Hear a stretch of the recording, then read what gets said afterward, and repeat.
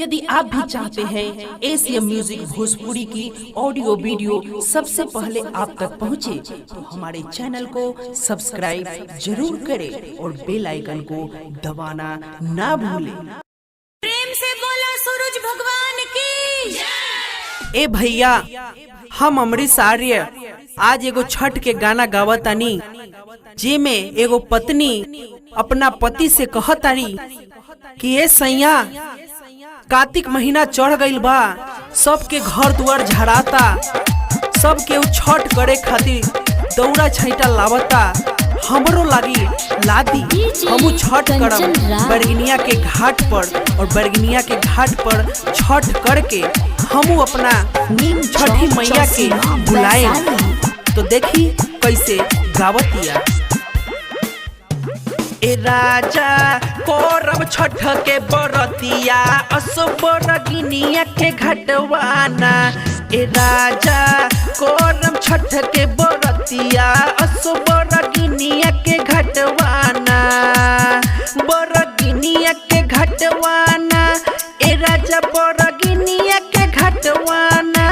ए राजा quorum Chhath के पूजनवा, असो बरगनिया के घटवाना। ए राजा कोरम छठ के बरतिया, असो बरगनिया के घटवाना। ए राजा जी, हमरा छठ करे के बाटे, रउआ हमरा दौरा सुपली सब ला दी, फलवा ला दी, हम छठ करब, हमहू जाइम बरगनिया के घाट पर।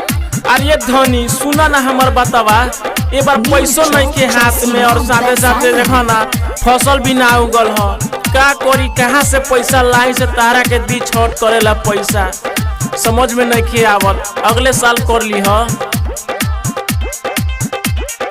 सुथनी अरुआ केरवलिया भरी अंगना में कोसी हो, भरी अंगना में कोसी हो, अंगना में कोसी हो। दौरा छैटा एगो सुपली खरीदिया, चली घाटवाना बाटे दूर हो, सैया घाटवाना बाटे दूर हो, दूर हो। कि एक दिन कमबा छोड़ के नारियल के दुकान पे जई हो, कि राजा कोरम छठ के पूजनिया, असो बरगनिया के घटवाना। ए राजा कोरम छठ के बरतिया, असो बरगनिया के घटवाना। ए जी, सीतामढ़ी वाली चाची कितना नया नया साड़ी खरीद के लाइल बिया, हमरो खरीदी ताकि हमू छठ करी। ए जी सुनी ना, सीतामढ़ी वाली चाची के तो दूगो बेटा बाहर से पैसा भेजेला, हमरा पास कौन बा, कौन दी हमरा के पैसा। तू ज्यादा तंग करत आरू तो जाता नहीं, हम पटियावा बेच देम, कपड़वो हो जाई आ छोटका ला परको किन देम आ तू छठो कर लेबू। प्रेम से बोला सूरज भगवान की। छोटू सतेंद्र अमरीश कोरी तोहरा से रिक्वेस्ट हो, सैया तोहरा से रिक्वेस्ट हो, तोहरा से रिक्वेस्ट हो।